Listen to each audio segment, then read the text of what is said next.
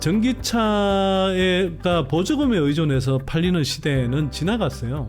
이제는 전기차 본연의 경쟁력을 가지고 내연기 관차를 압도해야 되는 시기예요. IRA 세제 혜택에 따른 연방정부 보조금, 그다음에 주정부 보조금 있죠.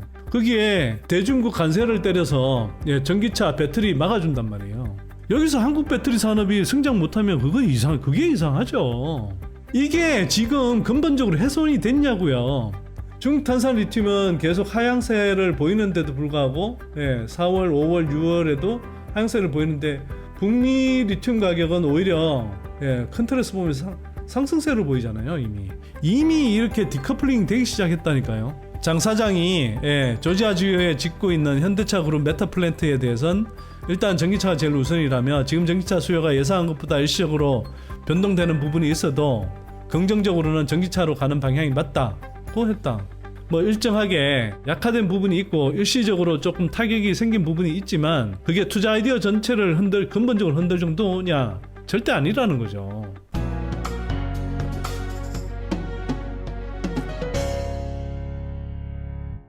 두 번째 주제는 이거 한번 생각해 보십시다. 뭐 요즘 또 2차전지 깎아내리는 그런 의견들이 자꾸 나오니까 제가 이런 말씀 드리잖아요. 어떤 기업에 투자했을 때 그 기업의 투자 아이디어가 이제 점검해 봤을 때 훼손됐다고 생각이 되면 그때 판단을 바꿀 수 있죠. 그러면 우리 이제 지금 이 방송을 보신 분들은 2차전지 섹터에 대한 관심들이 되게 높으신 분들이니까 그럼 2차전지 섹터에 투자했던 우리의 투자 아이디어가 근본적으로 훼손이 됐나? 하나투자증권의 이용욱 애널리스트는 양재 5월 수출액 코멘트 관련한 내용 조금 한번 좀 살펴봤으면 좋겠는데요. 그 양재 수출액에 이제 그 수출 가격이 일단 반등했다. 그런데 물량이 아직 좀 회복되지 않고 있어서 아쉬운 상황이다. 이렇게 이제 좀 언급을 했고요. 그 전반적으로 하여튼 2분기 매출의 컨센서스가 양재 업체들 기준으로 하면 어쨌거나 매출 컨센서스를 좀 하회할 것으로 예상된다. 이렇게 좀 설명을 했습니다. 근데 제가 알기로는 에코프로 BM 기준으로 5월 달이 좀 안 좋았고요. 6월부터 다시 회복하고 있는 걸로 그 에코프로 BM 쪽에 좀 납품하고 있는 그 업체 관계자한테 좀 그렇게 이야기를 들었고요.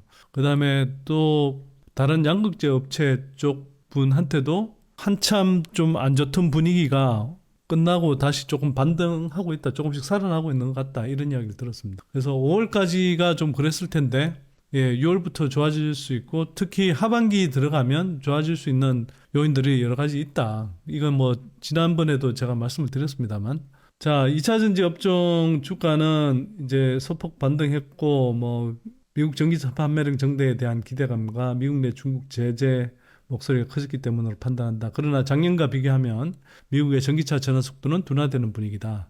바이든은 연초 내연기관차 규제를 완화했으며 연비 규제를 완화했다는 거죠. 트럼프는 여전히 IRA에 대해 부정적 입장을 표명하고 있다. 유럽도 뭐 우파가 이제 躍진했고 그린들을 이끌어오던 녹색당은 의석수를 잃었다. 향후 정책적인 업사이드를 기대하기는 어려운 상황이다. 정책적으로 더 강화되기는 어렵다 이런 말이지 지금 짜놓은 그런 정책 프레임 자체가 뭐 무너진다 이런 이야기 아니거든요. 이제는 정책적인 기대감보다는 전기차 본연의 경쟁력을 통해 수요가 회복되길 기대해본다. 당연합니다. 이게 지금 어차피 앞으로의 국면은 전기차가 보조금에 의존해서 팔리는 시대는 지나갔어요. 어차피 그걸로 계속 갈 수가 없습니다. 그런데 사실은 여전히 미국은 그 전기차 보조금 세액공제 혜택이 매우 강력하게 이제 있는 상황이고요. 유럽도 일부 뭐 독일이라든지 뭐 노르웨이 같은 데에서 종료되거나 약화되는 흐름이 있다 하더라도 기본적으로는 이제는 전기차 본연의 경쟁력을 가지고 내연기 관차를 압도해야 되는 시기예요. 그리고 그런 시기로 이제 저는 건너간다고 보는 거고요. 그런 부분에서 투자 아이디어가 훼손되고 있는지 이걸 한번 좀 따져보면 좋을 것 같습니다. 좀 이따가 다시 한번 따져볼 거고요. 다행인 점은 2024년 하반기부터 주요 OEM들의 전기차 전용 플랫폼을 탑재한 전기차가 다수 된다는 것이다. 특히 중저가 중에서 GM 에퀴녹스 EV, 기아 EV3와 중고가 중에서는 웨고니아 S, 그 다음에 아우디 Q6, A6 e-tron에 대한 기대감이 높다. 양극재 수출 현황만 보면 시장에서 기다리는 업황 반등의 신호는 아직 부족하다. 그러나 6월부터 판매가 본격적으로 증가할 에퀴녹스 EV를 시작으로 미 전기차 모델의 판매량이 시장 기대치를 넘어선다면 주가도 추세적인 반등이 가능하다고 판단한다. 그러나 신모델 출시에도 불구하고 수요가 회복되지 못한다면 2차전지 업종 주가도 조정기가 길어질 것으로 예상된다. 네. 저는 뭐 마지막은 당연하죠. 네, 신차가 얼마 팔리느냐, 뭐 잘 팔리면 이제 2차전지 주가도 뭐 긍정적 영향을 받을 거고, 안 팔리면 상대적으로 좀 조정기가 길어질 거다. 뭐 어쩌면 이제 너무나 당연한 이야기인데, 여기서 이제 키를 뭐로 보느냐, 제가 이제 말씀드렸지만 캐즘이라는 말 자체가 뭐예요? 이른바 좀 고가 차량, 얼리 어답터들이 사던 고가 차량들이 이제 다 팔리고 나서 중저가 보급용 시장으로 건너가기 전에 일시적으로 이제 좀 수요 부진이 일어나는 현상을 이제 캐즘 구간이라고 하는데, 이걸 근본적으로 극복하는 방법은 뭘까요? 내연기관차처럼 다양한 구색의 전기차들이 나오고, 또 EV3처럼 또는 에퀴녹스처럼 일반인들이 접근할 수 있는 가격대에 그런 이제 전기차 모델들이 쏟아져 나와서, 그 전기차들이 가격도 내연기관차에 비해서 크게 나쁘지 않은데 전반적으로 타보니 너무 좋아. 차가 정숙하고 떨림도 없고 매연도 안 나오고, 한번 충전해서 뭐 500km로 가고, 근데 보조금 받았더니 뭐 3,500만 원이면 살 수 있고, 전장은 뭐 기존의 내연기관차보다 덜 잘 돼 있고, 그러면 살 수밖에 없죠. 그리고 당연히 기름값 적게 들고, 저는 전기차 비슷한 가격대라고 생각하면 처음 살 때도 처음 살 때 비슷한 가격이면 나중에 TCO라고 하는 총 소유 비용 관점에서 나중에 운행하고 뭐 유지 관리비나 기름값 적게 들어가고 등등 이런 걸 생각하면 전기차가 절대적으로 유리하거든요. 전기차 한번 타보시면 아마 제 생각에 EV3 정도 한번 타보시면 그 다음부터는 절대 내연기관차는 못 들어간다고 제가 장담합니다. 한번 전기차를 타면 제가 볼 때는 그 전기차 탄 사람의 95%는 절대 내연기관차 못 탑니다. 불편해서. 뭐 전기차가 되니 문제가 많니 무슨 이런 사람들 다 전기차 안 타본 사람들이 그런 이야기 하는 거고요. 전기차 한 번만 타보세요. 신차 판매가 중요한데 이걸 한번 생각해 보시죠. 이제 중저가 보급용 차량이 나오는 게 왜 중요하냐. 지난 시간에도 말씀을 드렸지만, 자, EV3가 한국에서 팔리니까 이제 뭐 중앙정부 보조금 플러스 지방정부 보조금 해봐야 요새 얼마인가요? 뭐 제가 한 2년 반 전에 살 때는 뭐 1,000만 원 넘게 받았는데, 이제는 뭐 지역별로 좀 다르겠습니다만 합치면 뭐 600, 700, 뭐 500 뭐 이런 식일 거예요. 자, 지금 북미 전기차 시장에서 팔리는 평균 가격, 전기차 가격이 58,000불대랍니다. 58,000불. 그런데 이제 이른바 중저가 보급용 차량이 나온다. 그거는 기본적으로 58,000불이 아니라 뭐 3만 불대, 35,000불 뭐 이런 식의 전기차가 나오는 거거든요. 그런데 세제 혜택, 연방정부 세제 혜택만 해도 7,500달러. 우리 돈으로 거의 뭐 1,000만 원 육박하죠. 950만 원 정도 되죠. 근데 주정부 보조금이 연방정부 보조금을 상회하는 데도 있고, 뭐 그 주별로 또 다릅니다만은, 연방정부 보조금이 주별로 다시 뭐 몇백에서 막 1,000만 원 이렇게 되는 데가 있어요. 그러면 58,000달러에 연방정부 보조금 받고 주정부 보조금 받아서 전기차를 소비하면, 예를 들어서 58,000달러 차량인 게 예를 들어서 한 45,000불에 살 수 있다고 치죠. 근데 그게 아니라 처음 나올 때부터가 한 38,000불인데 여기에서 25,000불에 살 수 있다? 근데 EV3처럼 주행거리가 500km가 된다? 하이니켈에 굉장히 고성능 배터리 장착돼 있고 전장 성능 아주 좋고, 안 팔리겠어요? 그 시기가 얼마나 빨리 오냐 안 오냐의 문제지. 그래서 앞으로의 부분은 우리가 흔히 이야기하는 그 보급용 차량, 중저가 수준의 차량, 내연기관차 지금 팔리는 수준의 그런 전기차들이 나오기 시작하면 이 시장은 전기차로 전진할 수밖에 없지 후퇴할 수가 없어요. 전진하는 속도가 굉장히 빨라질 수밖에 없습니다. 더구나 이게 아직은 특히 미국 같은 경우는 아까 말씀드렸다시피 IRA 세제 혜택에 따라 연방정부 보조금, 그다음에 주정부 보조금 있죠. 거기에 대중국 관세를 때려서 전기차 배터리 막아준단 말이에요. 여기서 한국 배터리 산업이 성장 못하면 그게 이상하죠. 이게 지금 근본적으로 훼손이 됐냐고요. 예, 카페 연비 규제 그거는 살짝 후퇴했어요. 연비 규제 그거는 살짝 후퇴했지만 어차피 예, 장기 목표는 갖고 바이든 임기 그러니까 대선을 앞두고 한 향후 몇 년 정도만 후퇴하는 그림을 그려놨단 말이에요. 왜? 그 선거용인 게 뻔히 보이잖아요. 자동차 업계의 반발 이런 걸 좀 무마하기 위해서 대신에 여론의 표를 얻을 수 있는 건 또 세게 했잖아요. 예. 연비 규제 살짝 후퇴한 거, 예, 대중국 전기차 배터리 관세 때려서 그건 여론의 지지도 받으니까 그건 오히려 강화했지 않습니까? 그 플러스 마이너스 효과를 따지면 뭐 한국 배터리 산업에 있어서는 변한 게 없어요. 제가 볼 때 큰 틀에서. 캐즘 구간? 예, 캐즘 구간 일시적으로 아까 말씀드린 그 캐즘 구간에 지금 있어서 그 이게 답답해 보이는 거고 뭐 그런 게 막 무슨 뭐 정책적으로 엄청 후퇴해서 뭐 그런 것처럼 이렇게 한병화 의원이 말하니까 정말 예, 그렇게 큰 변화가 일어났나 이렇게 착각하는 사람들이 있는지 모르겠으나 안 그렇단 말이에요. 이걸 한국에서도 한번 생각해 보시자고요. 한국에서 지금 팔린 차량도 대체로 뭐 5,500만 원 이상짜리 아니에요. 그러면 일반적으로 사람들이 이게 뭐 좀 보급용 차량이라고 타는 거 2천만 원대, 3천만 원대도 타잖아요, 우리. 예, 5,500만 원 이상짜리 차는 예, 전 국민의 2%만 그 차를 사고 있대요. 차를 운행하고 있대요. 근데 그 5,500만 원 이상짜리 차를 예, 타는 사람이 전 국민의 2%밖에 안 되는데 진짜 그러면 이제 많은 사람들이 타는 차는 2천만 원, 3천만 원대란 말이에요. EV3가 보조금 받고 하면 처음으로 그 가격대에 예, 일반 국민들이 타는 그 가격대에 지금 전기차가 나오는 겁니다. 그래서 사실 EV3가 얼마나 팔리느냐도 상당히 중요하긴 한데 이게 언론에서 계속 무슨 뭐 전기차에 대해서 노이즈 만들고 뭐 안 좋은 것처럼 자꾸 이제 뭐 해서 그렇지 사실은 제가 볼 때는요 웬만한 국민들 다 EV3 한번 타면요 저도 안 타봤지만 하여튼 이렇게 그 나온 스펙이나 이런 그 보면 그 다음에 동상 보면 저 같으면 다음 차는 무조건 EV3지 내연기관차 사는 것보다 왜 그 내연기관차를 삽니까? 같은 가격대 내연차 사는 건 제가 볼 때는 바보짓이에요.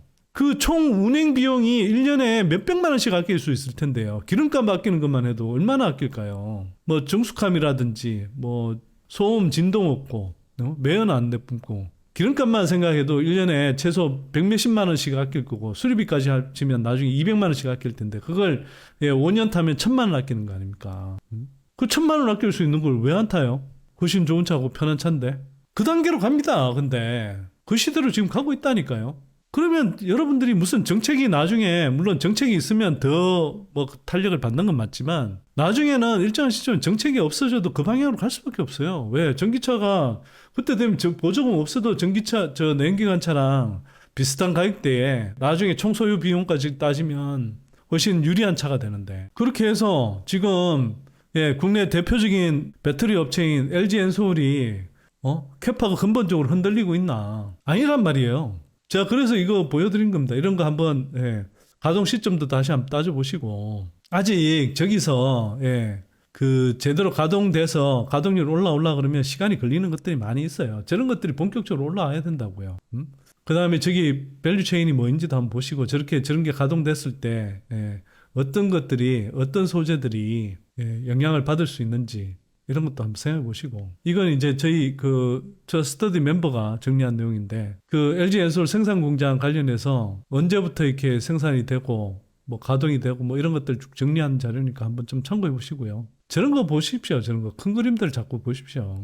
우리가 2년 3년 내다보고 투자하자라고 이야기하면서 저런 큰 그림을 자꾸 놓쳤어야 되겠습니까? 사실 기관들은 자꾸 좁은 시야로 볼 수밖에 없어요. 기관들은 자꾸 모멘텀 플레이에 익숙하다 보니까 보는 시야가 되게 짧다고요. 근데 우리는 중장기적인 호흡으로 투자한다 그러면 물론 당장도 좀 수익이 나고 당장도 실적이 좋아지면 좋겠지만 예, 그렇지 않더라도 2차전지 섹터에 특히 빅뱅 폭발을 보고 가늠해보고 투자하는 사람이라면 어차피 25년, 26년까지 투자해야 되는 사람들 아닙니까? 응? 투자할 생각인 거잖아요. 전기차 시장 또는 2차전지 투자에 대한 근본적인 아이디어가 훼손이 됐냐 따져보는데 아니라는 거예요. 그러면 리튬 가격도 다시 한번 보십시다. 특히 탈중국 소재 측면에서 보면 대부분의 그 소재가 쇼티지가 날 수밖에 없고 그렇게 되면 가격이 오를 수밖에 없는데 리튬 가격도 그럴 거다라고 제가 이야기 드린 거고 예, 특히 탈중국 시장 중에서도 예, 북미 시장에서는 리튬 가격이 별도로 형성될 수밖에 없을 거다. 왜냐하면 예, 중국을 벗어난 별도의 지금 공급망을 구축하고 있기 때문에 구축하라고 그 IRA 그 제도가 도입된 것이기 때문에 그런 방향으로 갈 수밖에 없는 거예요. 예, 그래서 뭐 이게 잠시 잠깐 지금 뭐 오르는 듯 하다가 이렇게 리튬 가격 떨어졌다고 해서 저걸로 인해서 뭐 투자 아이디어에 훼손이 있나? 아니요. 전혀요. 저 일시적인 기복 당연히 있죠. 그런데 이거 한번 보십시오. 예, 이건 지난번에 소개를 못 해드렸었는데 최근에 이제 그 미래에셋 김철중 애널이 예, 친절하고 고맙게도 예, 저렇게 그래프를 그려서 올려주시더라고요. 벌써 보세요. 중탄산 리튬은 계속 하향세를 보이는데도 불구하고 예, 4월, 5월, 6월에도 하향세를 보이는데 북미 리튬 가격은 오히려 예, 컨트레스 보면 상승세를 보이잖아요. 이미 이렇게 디커플링 되기 시작했다니까요. 그럼 저 리튬 가격에 따라서 어떻게 된다고요? 다른 소재 가격도 사실 저렇게 될 가능성이 높아요. 그리고 저 가격이 더 올라간다고요. 그러면 양극재 가격, 당연히 리튬 가격에 가장 또 큰 영향을 받는 게 리튬염 가격. 그 다음에 저와 연동되어 있는 니켈이나 코발트나 그런 가격들이 다 영향을 받고 양극재 판가 음극재 판가 이런 것들 다 영향을 받겠죠. 상방으로. 그러면 한국 소재 업체들한테 좋으면 좋았지 나쁠 일이 전혀 없습니다. 정책 변경과 트럼프 리스크와 관련해서도 다시 한번 좀 따져보면 텍사스는 여러분들 아실지 모르겠는데 전에 조지 부시 대통령 부자가 텍사스 출신이죠. 그 텍사스가 이제 미국에서 이제 석유업계의 본부장이라고 할 정도로 석유 산업, 정유 산업이 발달해 있는 데입니다. 근데 저 텍사스가 그리고 공화당이 되게 강세 지역이고요. 근데 저 텍사스가 대규모 태양광 발전에서 캘리포니아주, 친환경을 선도하는 캘리포니아주를 능가했다. 저거 다 태양광 저거 돌리려면 다 IRA 세제 혜택이에요. 저거 받아야 돼요. 저거에 이해관계가 걸려있단 말이에요. 그러면 트럼프가 됐는데 IRA 나 폐지할래. 텍사스주 상원 하원 의원들 퍽이나 찬성하고 지지하겠네요. 그래서 이분이 기름 칼칼 상남자 텍사스가 대형 태양광 발전에서 캘리포니아를 압도했다는 뉴스. 그런 IRA 폐지와 같은 그런 정책 변경이 일어나기 힘들다고요. 근데 제가 진짜 답답한 게 뭐냐면 전기차 전환 폐지 트럼프 한마디 2차 전지주 일제히 약세 이렇게 이제 돼 있고. 근데 저게 제목이 그래서 잘못 달린 거예요. 트럼프는 절대 IRA 폐지한다라고 정확한 워딩으로 이야기한 적이 없습니다. 바이든의 전기차 전환 정책 이걸 뒤집겠다 이런 식의 이야기는 했지만 이게 선거용으로 레토릭으로 되게 강하게는 이야기하지만 IRA를 직접 폐기한다 이런 이야기 못합니다. IRA 폐기한다? 그거 한번 트럼프가 근데 왜 그 워딩을 안 쓰겠어요? 제가 왜 그 워딩을 정확하게 안 쓴다라고 하는 이유를 아세요?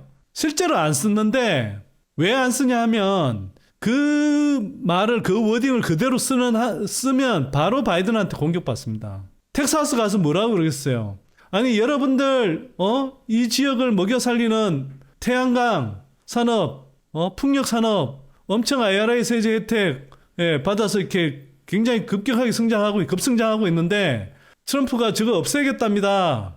여러분 가만두시겠습니까? 이렇게 유세하고 다니지 않겠어요, 저거? 그래 트럼프가 저거 정확한 IRA 폐지를 하겠다, IRA를 폐지하겠다고 정확하게 워딩으로 안 내뱉는 거예요. 그냥 바이든의 올 일렉트릭 팔러시 그 자체를 자체를 때리거나 그 표현을 문제 삼는 거지. 근데 한국 언론들이 도대체 되지도 않게 확인도 안 하고 맨날 IRA 폐지하겠다 무슨 이런 식의 보도를 자꾸 해버리니까 많은 사람들이 착각하고 있는 거예요. 그래서 제가 이게 말씀드린 대로 IRA 폐지를 직접 언급한 적이 없고요. 그 다음에 IRA 세제 혜택을 받는 대다수 지역이 공화당 지역이라 양당이 합의에 통과시킨 IRA 정책의 폐기는 불가능에 가깝습니다. 그리고 반중국 의지가 더 강력한 트럼프가 당선될 경우에 관세 장벽이 더 강화되는 등 다른 측면에서 중국 전기차와 배터리에 대해 더 강력한 견제가 가동될 겁니다. 그 다음 미국 하원에 반중위원회인가 하여튼 그런 위원회 있잖아요. 위원장이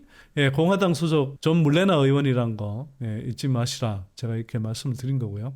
전기차 전환 폐지도 표현이 잘못된 거고. 하여튼 한국 언론들이 이제 IRA 폐지를 기정사실화하는 거 정말 답답한 소리고요. 저거 이해 부족이거나 의도적인 왜곡입니다. 저거. 그 다음에 저렇게 이제 트럼프가 바이든 정책 돌리겠다고 할 때는 대선 국면에서 자기가 로비를 받고 있는 서기업계, 서기업계는 주로 공화당 쪽에 로비를 많이 하거든요. 그래서 서기업계 등의 이해를 대변해서 연비 규제를 완화하겠다는 정도로 읽으면 되고요. 이미 바이든도 거기에 맞춰서 일부 완화하겠다고 한 거고, 전통적으로 공화당은 상대적으로 조금 흔히 말하는 시장 자율, 시장 메커니즘에 좀 더 맡기자는 쪽이에요. 그래서 연비 규제 등 정부가 개입하는 방식보다는 충전 인프라 확충 등을 통해서 소비자가 전기차를 선택하기 좋은 환경을 만드는 방식을 더 선호한다. 그 방향의 정책을 편다. 이렇게 생각하시면 됩니다. 거기에 대해서 대중 관세 장벽 높인다. 이런 정도로 이해하시면 될 거고요. 아까 말씀드렸듯이 오바마 케어 손도 못 댔고요. 그 다음에 오바마 행정부 때 시행한 풍력발전 세액공제 혜택도 원래 설계했던 것보다 1년 더 연장하기도 했고, 이게 다 오바마 케어에 대한 여론 지지가 강했고 풍력발전 지역구가 공화당 지역구가 많았던 영향입니다. 지금도 그렇다는 겁니다. 근데 IRA 폐지를 어떻게 해요? 어떤 정치 지도자도 자신의 어떤 정책적 선호보다 정치적 의사결정을 제약하는 객관적 조건이 훨씬 더 중요하다. 미국도 예외가 아니고요. 트럼프 저렇게 겉보기에 막 정말 럭비공처럼 어디 틀 줄 모르는 사람처럼 보여도 그 사람이 갖고 있는 정치 제약에서 벗어날 수가 없습니다. 자기가 대선 공약으로 아예 폐지를 천명했던 오바마 케어를 왜 손도 못 댔겠어요. 그 다음에 대중견제하는 흐름이 바뀌었냐? 아니요, 이거는 더 강화가 됐죠. 조선일보 제목 보세요. 공공위에 적된 중국 전기차 글로벌 공급망을 뒤바꾼다. 제가 이것도 한 달여 전에 라이브 방송에서 이야기했죠. 전에는 세계화가 정답이다 이렇게 생각했다가 오히려 세계화가 퇴조하고 특히 2008년 금융위기 이후 그 다음에 코로나를 거치면서 경제 블록화 현상이 이제 뚜렷해지고 특히나 이제 중국과 러시아를 포위하는, 특히 중국을 포위하는, 봉쇄하는 탈중국 경제 블록이 이제 만들어지고 있고, 특히 이제 전기차 산업에 있어서는 미국이든 EU든 과거 태양광 산업이라든지 이런 것들에 대해 호되게 당한 중국산 저가 경쟁에 호되게 당한 경험이 있기 때문에 더 이상 중국을 신뢰할 수 있는 파트너로 믿지 않고 중국을 철저히 봉쇄하고 견제하는 행태를 보이고 있는 거죠. 그 속에서 한국 전기차 산업, 배터리 산업이 가장 큰 수혜를 보는 것이고, 그 흐름이 지금 약화되고 있냐고요? 아니라고요. 아까 말씀드렸지만 미국이 중국 바이든 행정부가 한 달 전쯤에 대중국 견제, 대중국 관세 강화하는 조치 취했고, EU가 지금 앞에서 설명했듯이 반보조금 조사 친 끝에 상계관세 때렸잖아요. 그래서 이게 투자 아이디어가 훼손됐습니까? 오히려 강화된 거잖아요, 이거는. 그 다음에 이것도 역시 조선일보 기사인데, 입지 좁아지는 중국산 배터리, 보급형 전기차 수도 속속 빠져. 현대차 캐스퍼 일렉트릭, 기아 EV3, NCM 배터리 채택했고요. 중국산 배터리 배제하고. 미국, 유럽도 중국 견제 분위기 하면서 지금 앞으로 보세요. 자, 중국에 생산되는 유럽 전기차 그거 관세 매겨서 못 들어오게 하면 유럽에서 생산되는 전기차에는 기본적으로 한국산이 쓸 가능성이 매우 높아지죠. 그 다음에 미국이 중국산 전기차에 관세 매기면 어떡하겠어요? 당연히 그 보조금 혜택 못 받잖아요. 그 다음에 배터리 IRA 규정 때문에라도 중국산 배터리 쓰면 안 되잖아요. 그리고 거기에 들어가는 것도 다 중국산 소재, 광물 쓰면 안 되는 거잖아요. 그게 소재별로 시차가 있지만 달라진 게 없습니다. 근본적인 투자 아이디어가. 그 다음에 제가 요즘 주목해서 보는 건 많은 사람들이 그렇게 보고 있던데, 현대기아차가 전기차 전환 시대가 되면서 굉장히 약진할 것 같아요. 지금 글로벌 3위의 판매고를 올리고 있는데, 이대로 가면 한 2030년 정도 가면 전기차 판매에서 세계 1위가 되지 않을까? 그리고 전체적으로도 글로벌 1위를 이렇게 겨루는 그런 업체가 되지 않을까? 이런 생각이 좀 들 정도로 전기차 전환에 굉장히 적극적으로 나서고 있고요. 캐즘 구간이 끝나는 것도 보급형 전기차가 많이 팔려야 되고, 배터리 산업이 잘 되기 위해서 전기차가 많이 팔려야 되는데, 특히 한국 배터리 산업을 위해서 현대기아차가 많이 팔려야 됩니다. 현대기아차가 아무래도 한국 배터리를 선호할 수밖에 없죠. 중국에 파는 물량 말고. 지금 기아 EV3도 그 LG 엔솔하고 현대차의 합작 공장인 HLI 그 그린파워 거기 거 쓰는 거 아닙니까 지금. 근데 제가 전에 말씀드렸죠. 인도가 지금 부상하는 세계 3위 자동차 시장이 되고 있다고. 예. 그러면 그 163조 인도 전기차 시장을 정조준의 현대차가 예, 저렇게 엄청나게 투자를 하고 있다. 제가 예전에 소개해드렸을 텐데 LG 엔솔이 이미 인도 전기차 시장의 배터리 공급의 50% 이상을 차지하고 있어요. SK온하고 삼성까지 합치면 그보다 비율이 더 높겠죠. 이미 그렇게 하고 있고, 근데 현대차가 저렇게 공략하고 있고, 또 기아가 지금 북명 소형 전기차를 멕시코에서 연 11만 대 양산한다는데 저거 IRA 대응하기 위한 거고요. 예, 25년 하반기부터 한대요. 빅뱅 폭발 시기에 저렇게 대응하겠다는 거 아닙니까?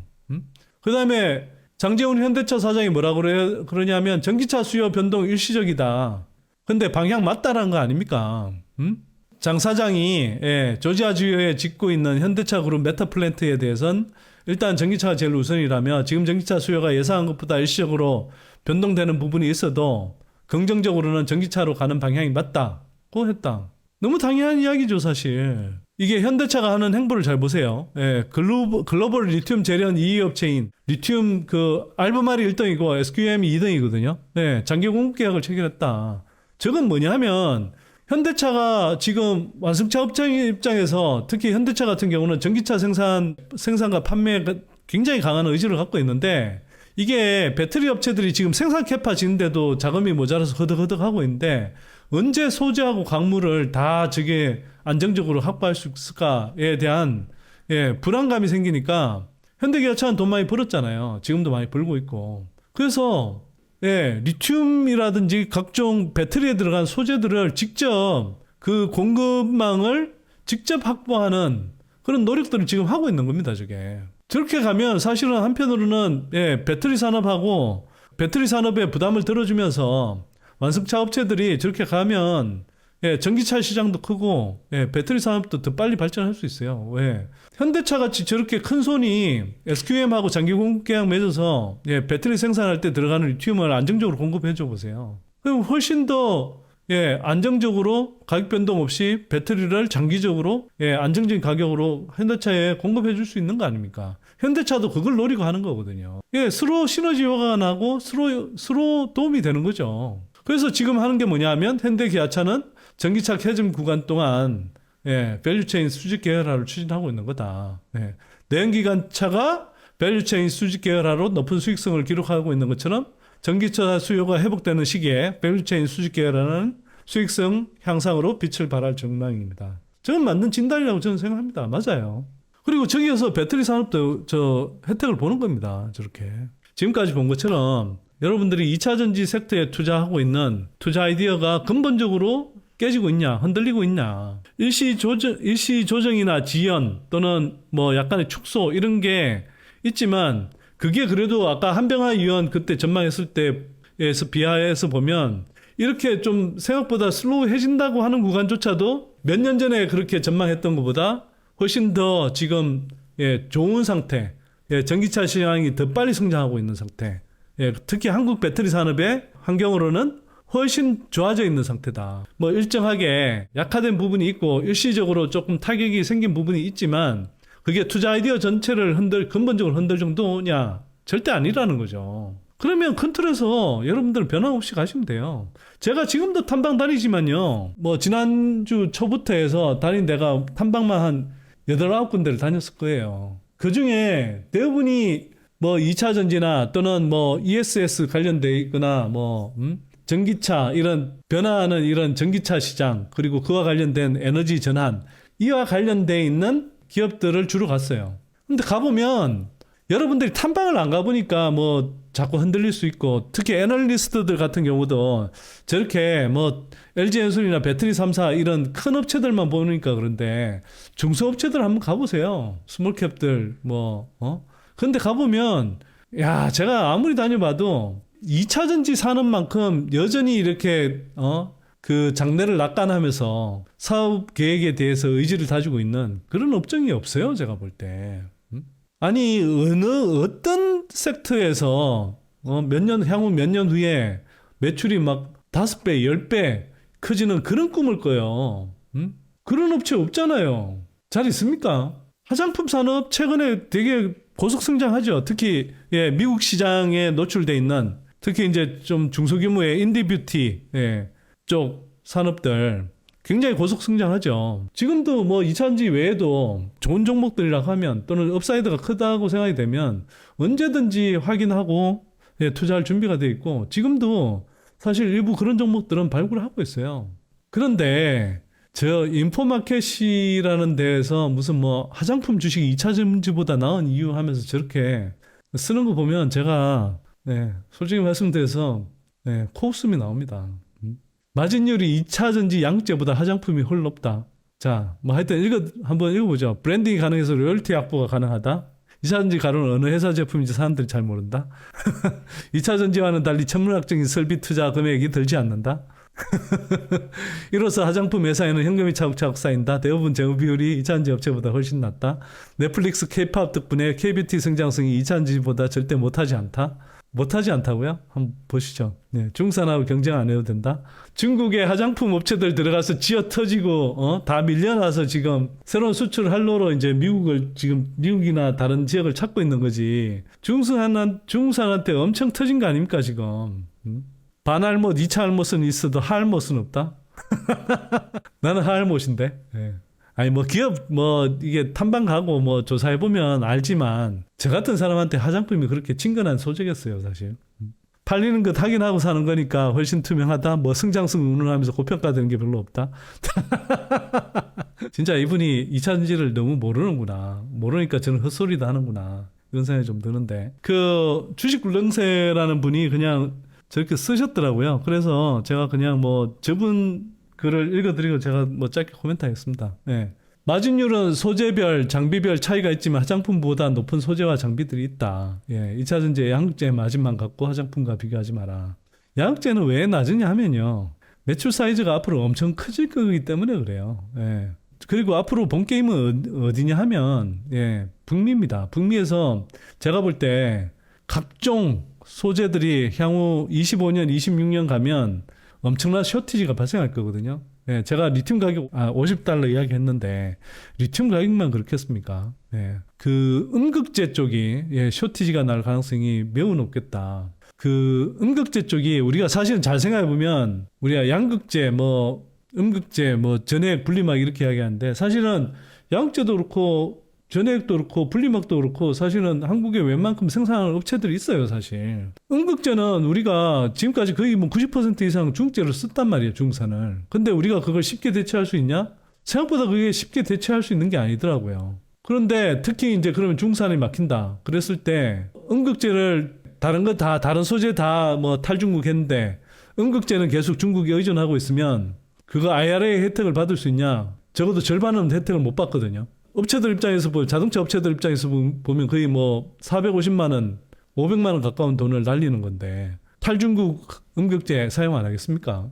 그 쇼티지 나면 가격이 완전히 달라질 수 있다니까요. 이익률이 완전히 달라질 수 있어요. 2022년 1년 무렵에 예, 중국 다불다가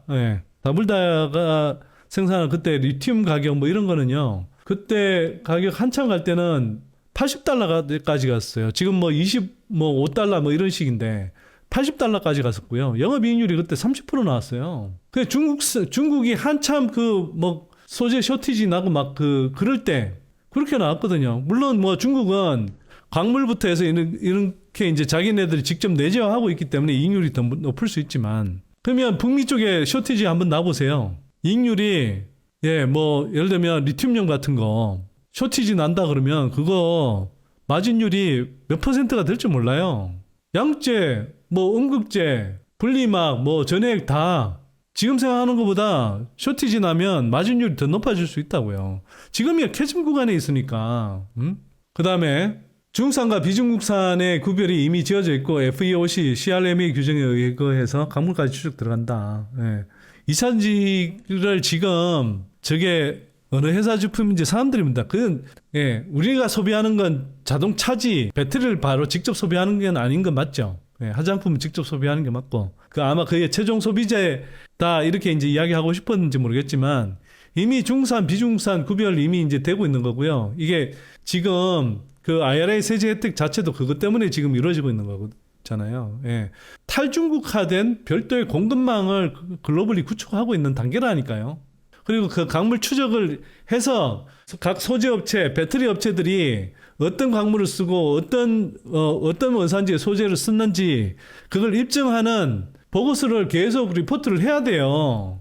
그래야 세제 혜택을 받을 수 있거든요. 근데 무슨 뭐 저게 어느 회사 건지 구분을 못 한다? 나 참.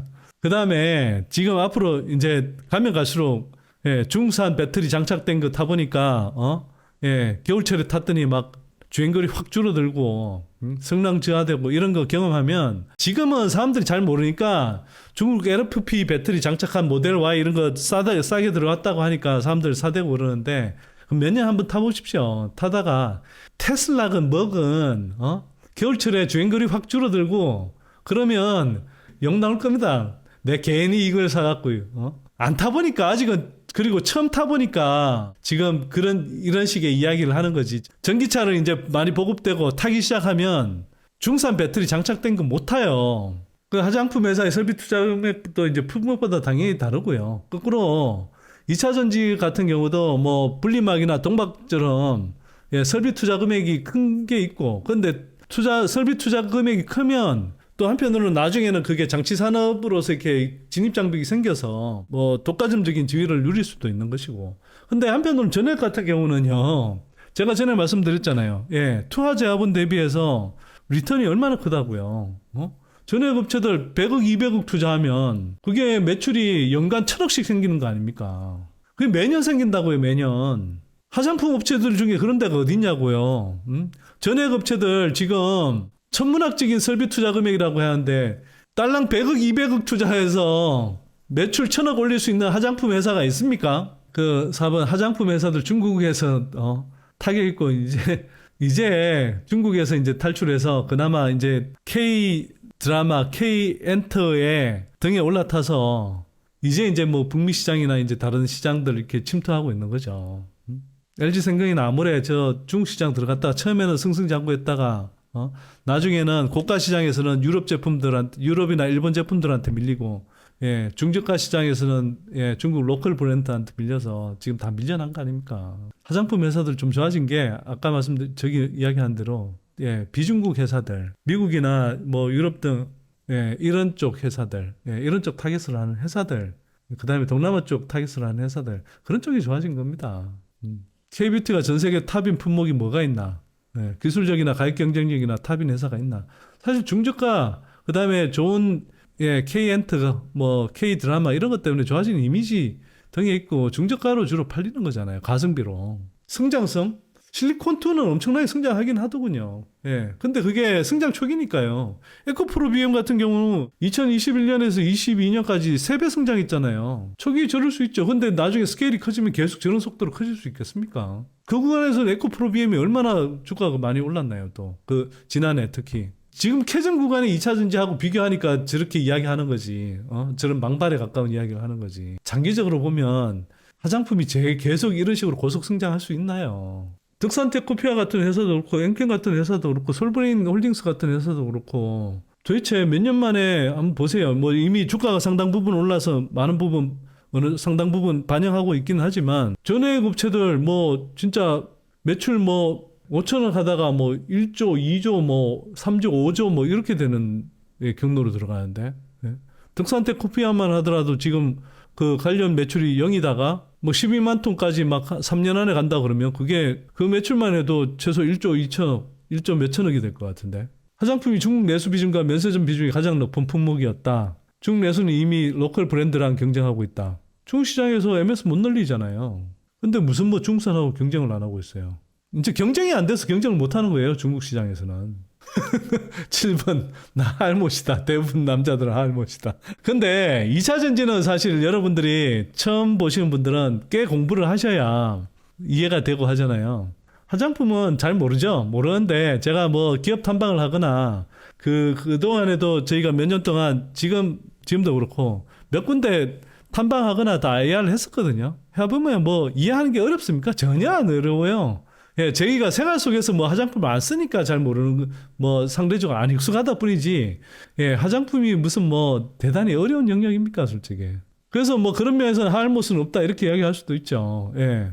근데 그러면 뭐 반도체는 2차 전지보다 제가 볼 때 더 이해하기 어려운 산업일 수 있는데 더 복잡한 예, 정밀 산업이고. 근데 그럼 뭐 반도체 투자해서 뭐 수익 못 냅니까?